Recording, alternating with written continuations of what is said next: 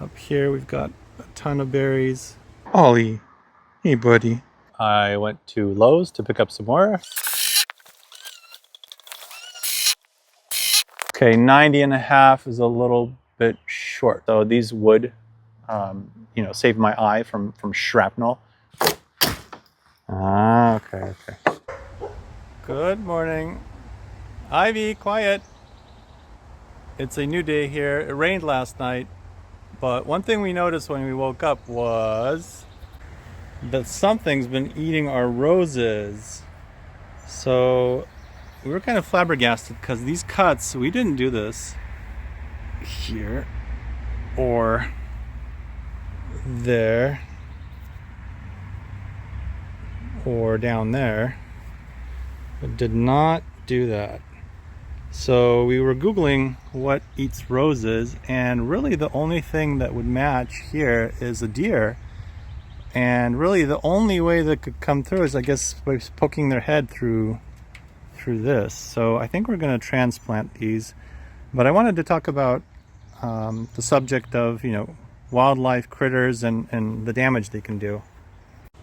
Okay, so continuing the subject of animal control, behind me are some of our blueberries. We've got two kinds. This kind here is kind of a wild variety, and this one's a more cultivated, the tall one. And they produce well each year, but recently something's been eating the wild type. I'll show you. So these used to all be pretty big, like this one here. This one's the only one that's left, but the rest of these are all the way down here to the ground. A lot of these have been eaten up. We originally planted, I think, 1, 2, 3, and 4 maybe, and they kind of sprawled out a little bit. But we know that rabbits come this way, so rabbits do eat these. So we're gonna have to protect these somehow. And same thing goes for this large variety. So this year we're not gonna get much from the small wild ones, but we're gonna get a lot from this wild one. You can see up here we've got a ton of berries already coming in. Down here as well, lots of berries. So this one produces a lot. You can see here. But I'm going to be working on a project, and I'll show you how that goes. I'll try to do something to protect all this. Don't know what yet, but stay tuned. Ollie, hey buddy. Update on Ollie. He's on leash only right now because he injured his leg. I think he pulled his groin muscle, so it's gonna take a while to recover. But yeah, no, you stay, buddy. So we got our screws. These are great. And I also picked up some more boards for the project. So these are just, of course, Douglas fir boards to match. And 1 by 4 by, I think 12. Yeah. So I'm going to cut these, and that should do the trick for me. So I'll pick these up a little later and carry them into the backyard. But for now, I just need my screws. So let's get back to screwing those roof joists down. Hey, okay, so we're back. Yesterday was rainy. It sucked.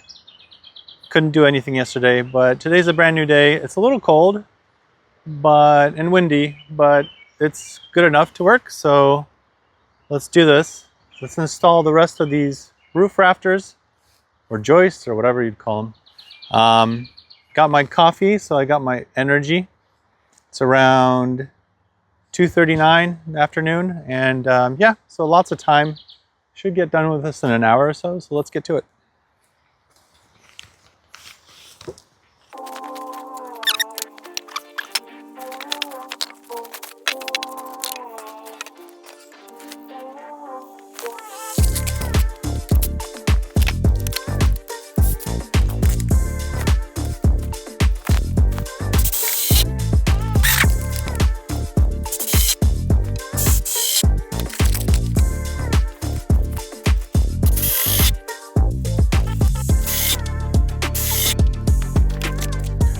I'm almost out of these screws, but luckily today I went to Lowe's to pick up some more, so let's go get them.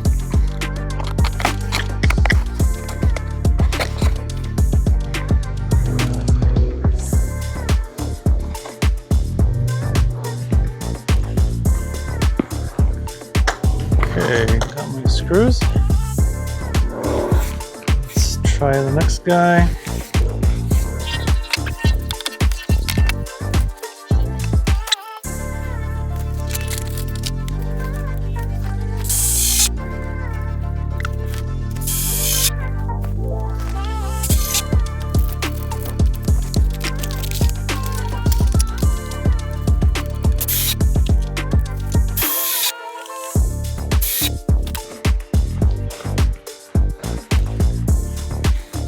I've got my shadow Ollie again. I'm gonna try to see how he does off leash. I don't want him to run around, but he can just hang around.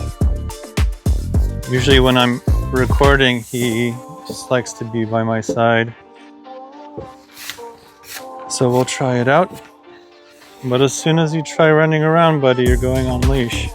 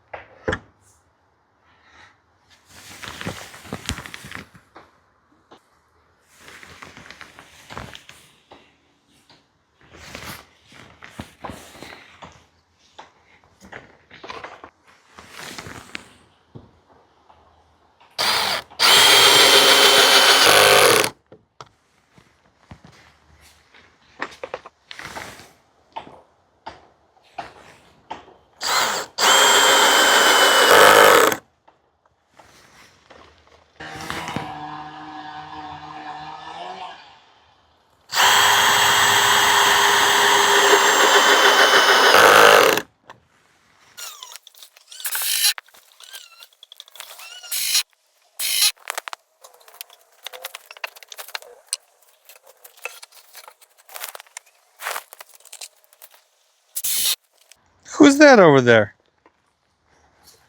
Ivy? Hi, Levi. Hi, Ivy. Good girlie. Good girlie. Yeah. Yay. I know. Hi. Hi, you good girl. You good girl. Yeah. Okay. Yeah, hi. Hi. Oh, Levi. Levi, good boy. Okay. Okay. You guys are gonna check it out? Check out how Daddy's working, yeah? They're my inspection crew. Oh yeah, inspect. Daddy's doing good, guys.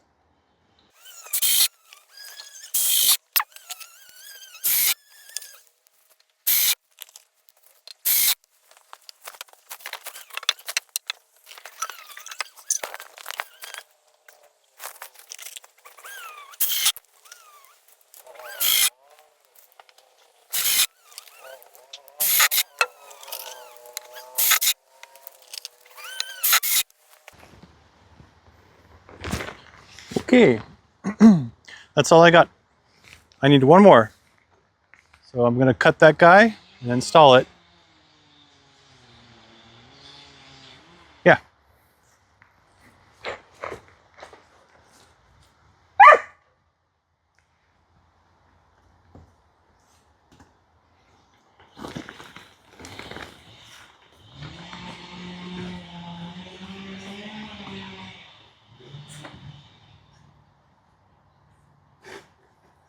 Hey guys, it's time for a coffee break.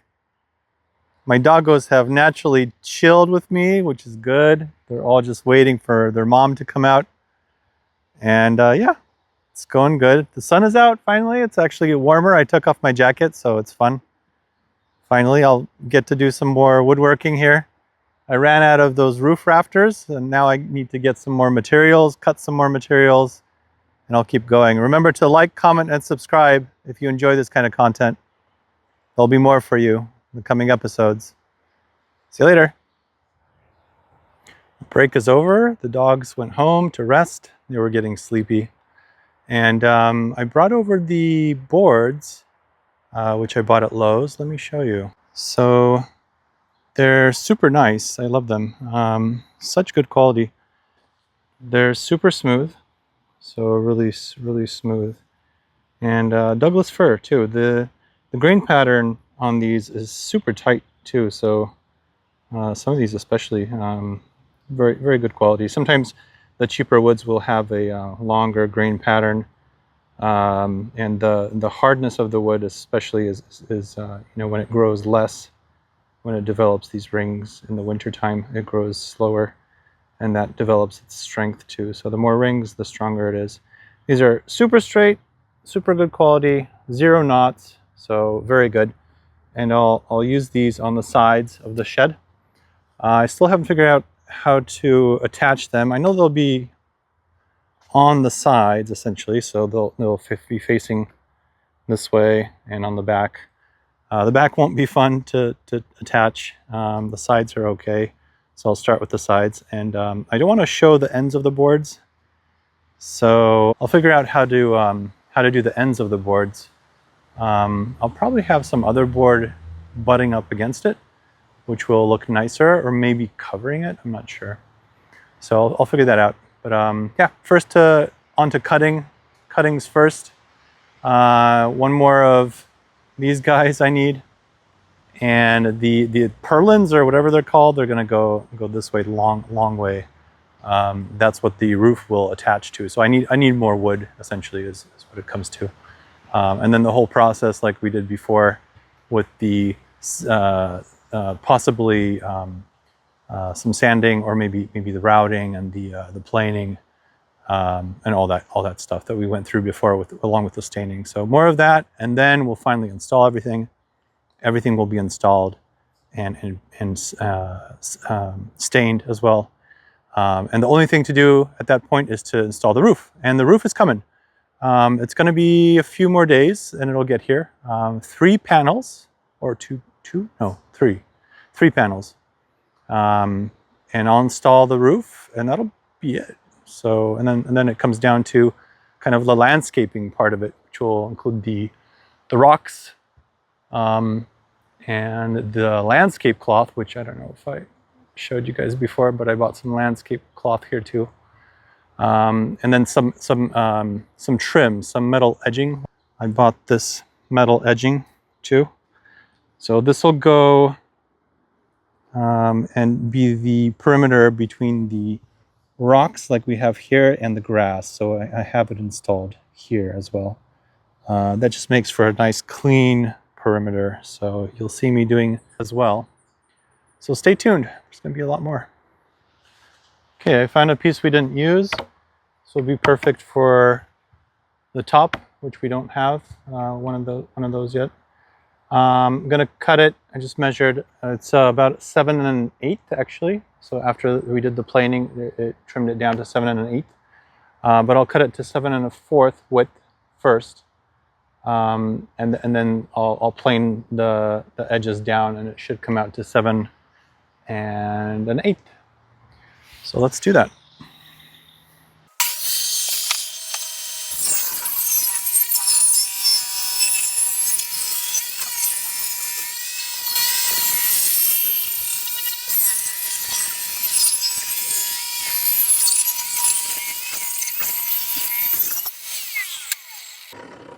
Okay, I don't know if you could hear that, but that was super noisy. I didn't have my ear pro on, whoops, but that also was binding up like crazy. So hopefully it's pretty straight, but we'll plane it anyway, so it should be fine. Okay, let's measure. I need to measure that thing first.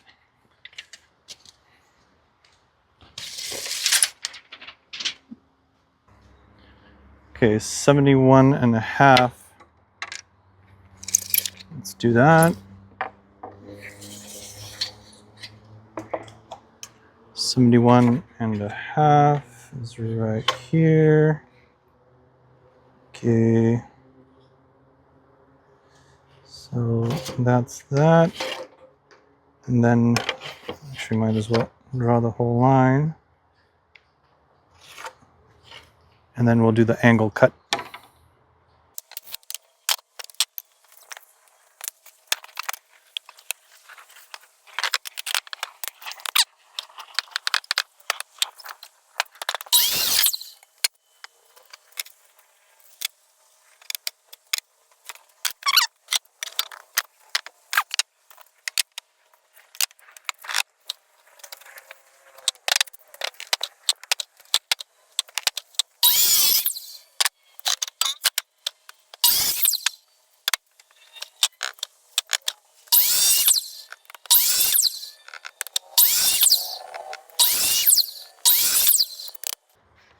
There we go. Now I got a smooth cut. And this guy's ready for our usual routing and planing and all that stuff. We're also going to use this guy probably. I'm not sure yet. I'll cut him down later. We'll need more wood. Let's grab some more actually. I don't think I can use this. It's going to be too short for anything. Yeah, I won't use this. Let's get rid of this. Okay, let's talk about what we need here. So this is what the profile looks like. I'm liking the profile, it looks great. I think there's enough overhang here and it's gonna go beyond the fence here, so that's what I planned. Now, I need these little purlin guys, so I need to figure out how many boards I need to cut. So let's talk about that. This is a 6 foot long piece here. I think I need a purlin every 12 inches or so. I think that's gonna be plenty. It could go less than 12, but I think 12 is good. So let's do that. So every 12 on a 6 foot board will be six pieces. So great. 6 pieces this way. Now what about the other way? Let's figure that out. Okay, so 6 that way times how many or how long? Let's figure it out. I want it to go all the way to this point. So I want it to stick out beyond the last, whoops, beyond this last guy. So from here until what? So I think some of the pieces will go to here, 78 inches, or even the, yeah, 78. So they'll lap this guy, 78 inches, and some of them will go from that side all the way here. So 78 until, so 90 and a half. 78 and 90 and a half. So that way, some of the structure is attached to this board, and I'll reverse it. Some of the structure will be attached to this board. So let's just make sure.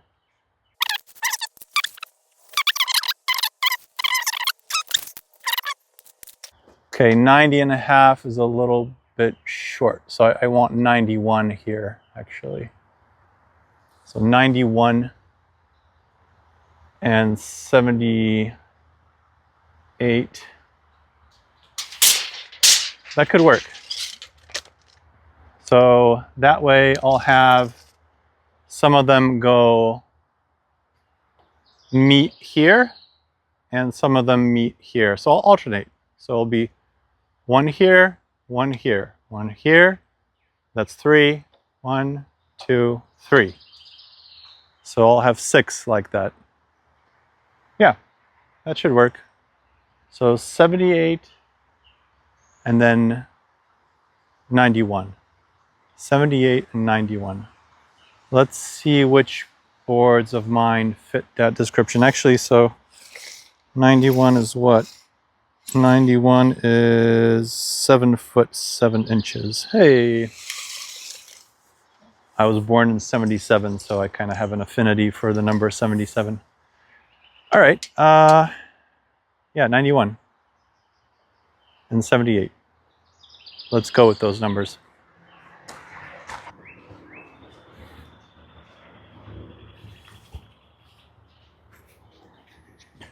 Okay, this might be enough lumber to do the job. I don't know. We'll have to just cut until we see if that does the trick.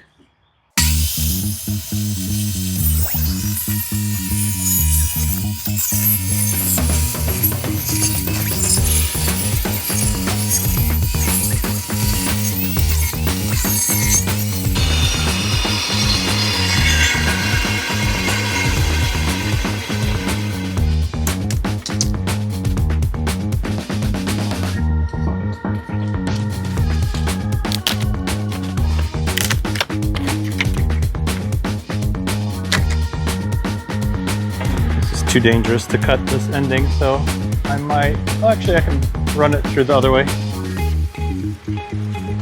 Let's do that.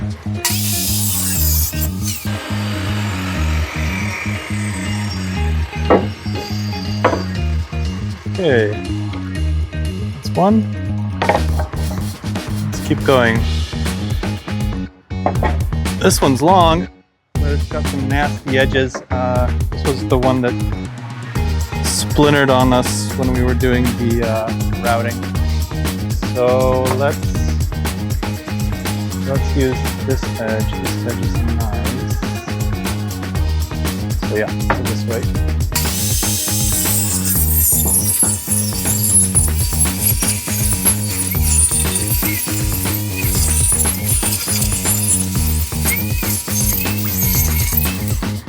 Have to go the other way here too.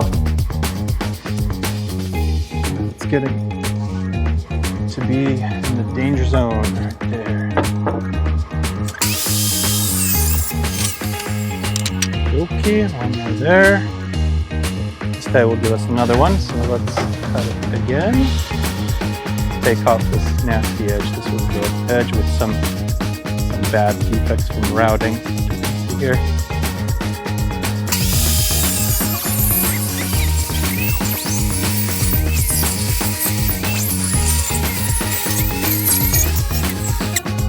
Okay,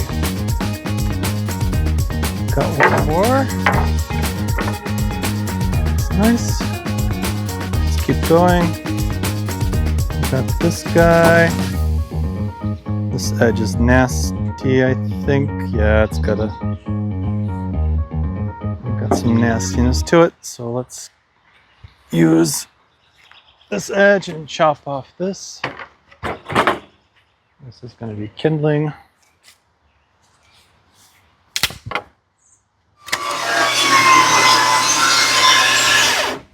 Ooh, that's not good. I think I blew a fuse. Yep. Okay. Break for now. But I just thought of something. I wanted to tell you about how to rip these boards down. So let me give you some tips and tricks. So one thing is obviously setting the fence. This is the fence. To your desired thickness that you want to rip down to, or width, not thickness, maybe width. Lock it in place. Make sure it's lockable. Lock it so it doesn't wiggle on you. I don't run it with the guard. There is a guard. I threw it away years ago. I don't use it. It gets in the way. I've actually had jams with the guard on. It didn't feel safe to me, so I run it without the guard. I'm just very careful not to put my hands near the blade ever. So I use this little guy to help me out when the pieces are very small.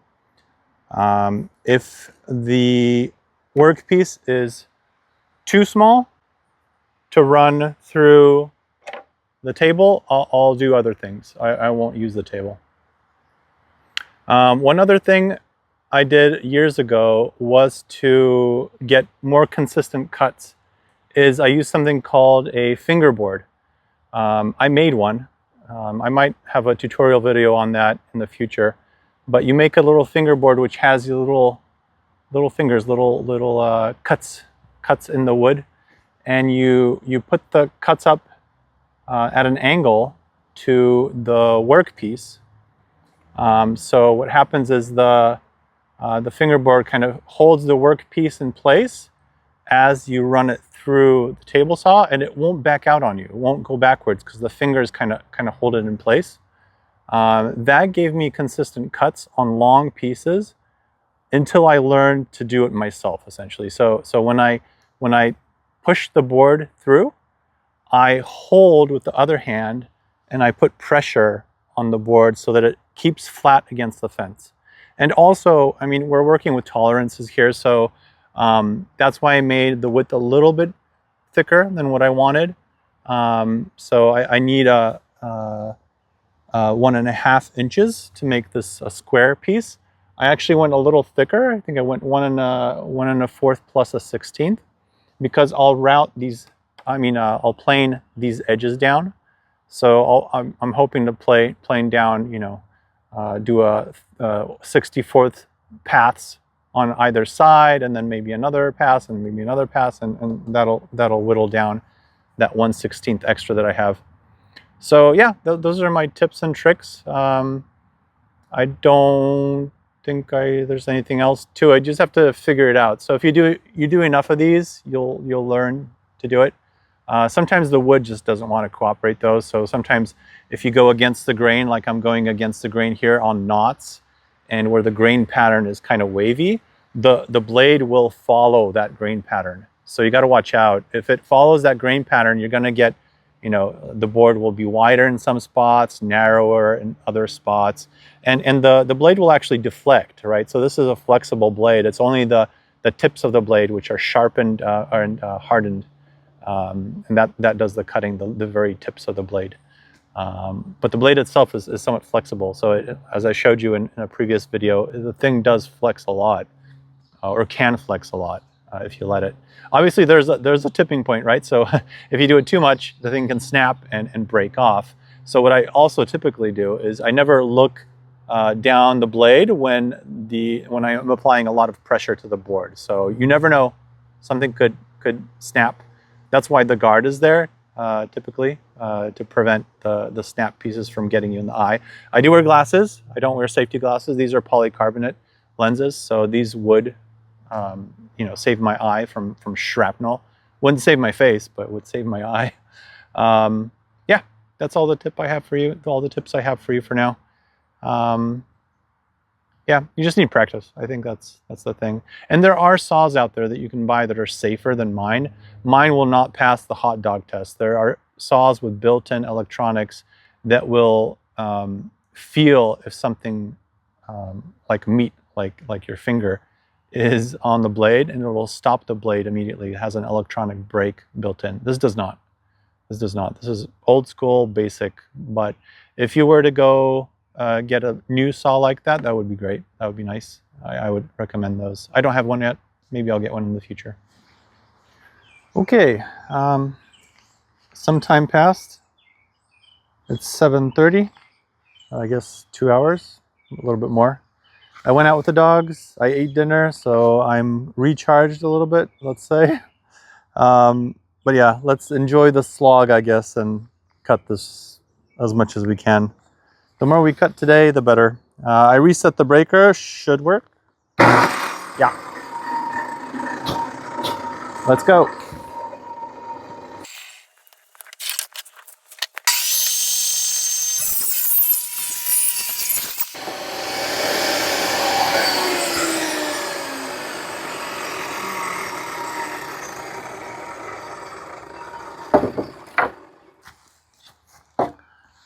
Let's measure these up to see if we have enough.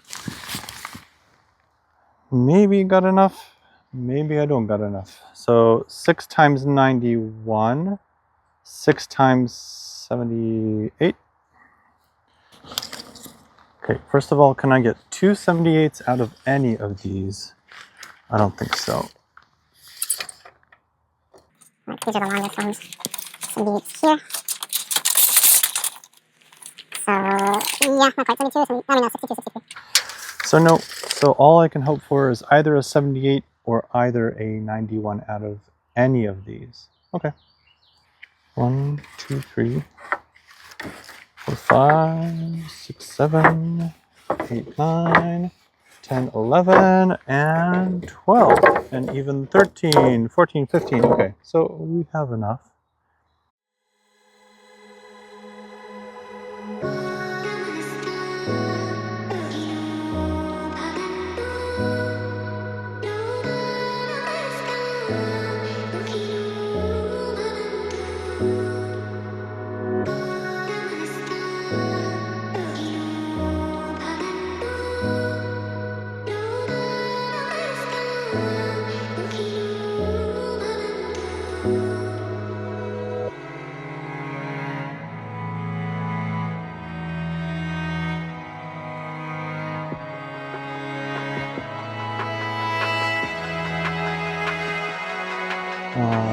Okay, yeah, let's cut the 91s first to size, and then we'll cut the 78s to size.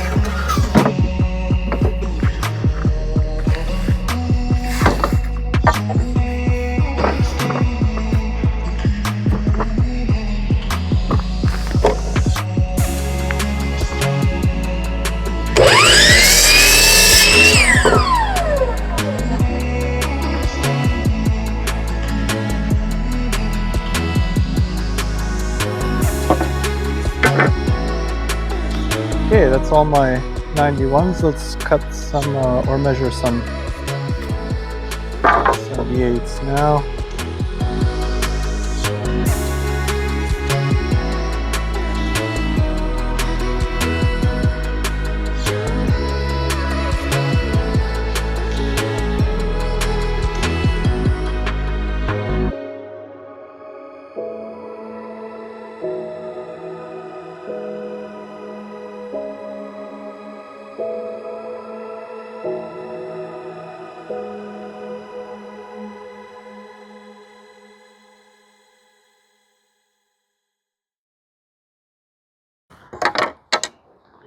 Okay, let's cut these.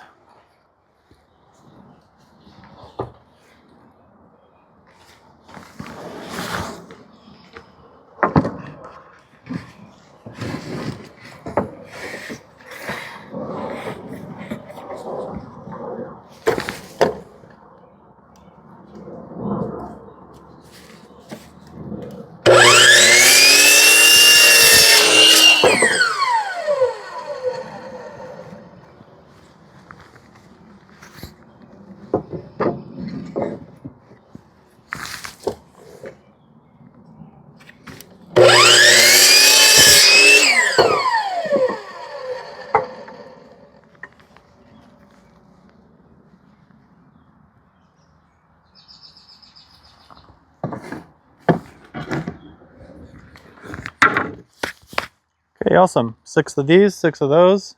They come in good shape. I just had an idea. Let's try our luck with this kindling cracker. Let's give it every opportunity to succeed.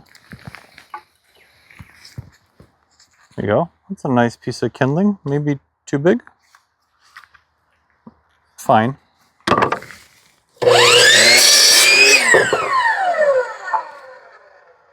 Let's try this. Okay, let's try this thing again. I didn't have much luck last time. Last time was a piece of pine, but it was all wet and not fun. Let's try that again.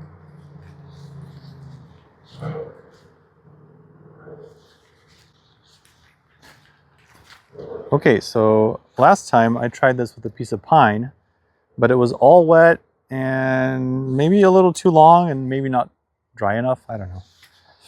So let's try it with this thing. If it can't do this well, then yeah, I don't know. So let's see. Let's try maybe a little, I don't know. This is against the grain. This is kind of with the grain. So let's try with the grain. Ah, okay. Okay, that's not bad. That's not bad. So it does work. Let's keep trying here. Let's whittle it down. I think this end has a knot in it, so it's a little tougher.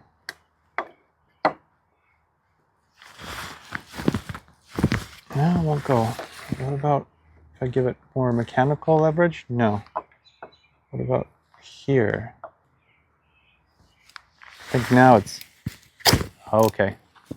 Okay, so yeah, this isn't terrible. It does work for smaller pieces. You can see the knot that was in the end. So it's not terrible. It does work. It's just well, for little pieces, for kindling, I think for kindling this works. It's I don't know. I don't love it. So that's okay. You work your way up. I see. Once you get into it, once you bite into it, you work your way up the ladder. That it does work. It does work. It's not all terrible. It's just a little. Maybe it just takes some getting used to. Yeah, I mean, it's pretty good. Pretty good.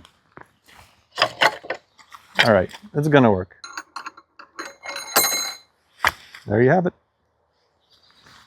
Okay, I'm losing daylight here, but as a final thought, I wanted to show you this other kindling cracker that I have. This is actually, that's the name of it. I use the words kindling cracker because that's what this thing is called actually. The other one, something else. Firewood splitter or something. It doesn't have a brand name. This one actually has a brand name. It's designed in New Zealand. And yeah, it's called Kindling Cracker. They have a website, kindlingcracker.com. So this is the same kind of pine I had. It's just not that wet, but it's the same one. And it's got a gnarly end, so not a great end on it. It's got a flat end, and it's a little thicker than the other one was. But just to demonstrate, I'll show you. This is what I'm used to. So just take a mallet or a little axe.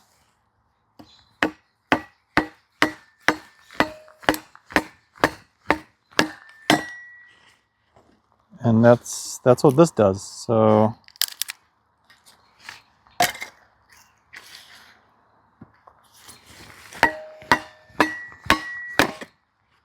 there we go.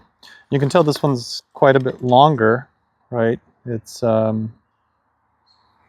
than the other one that we had was.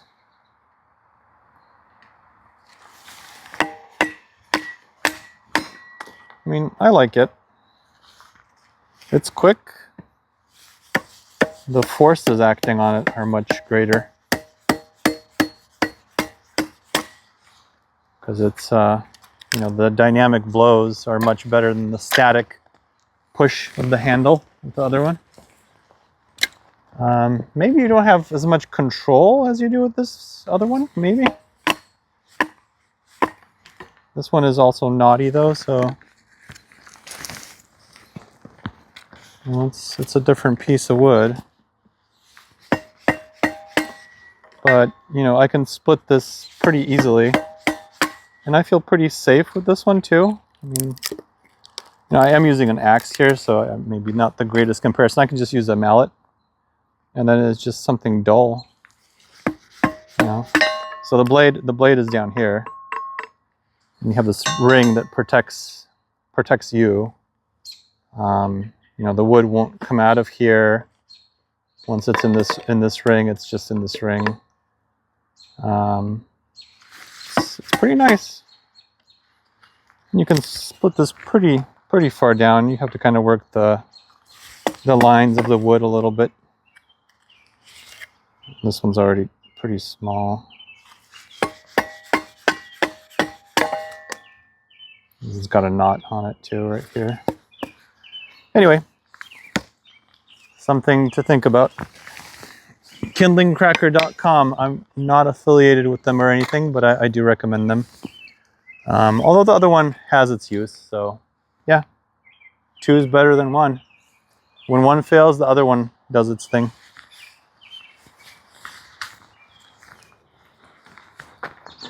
I've run out of daylight, so I think that does it for today.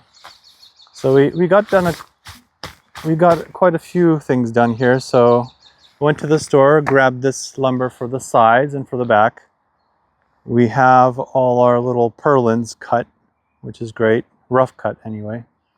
And we have our final roof rafter cut. So yeah, that'll do it. Like, comment, and subscribe for more content. We're coming close to the end on this, so stay tuned. It should be epic. And when we all have it done, I might do a quick little video where it runs through everything pretty quickly for those that want the TLDR version. All right. See you next time.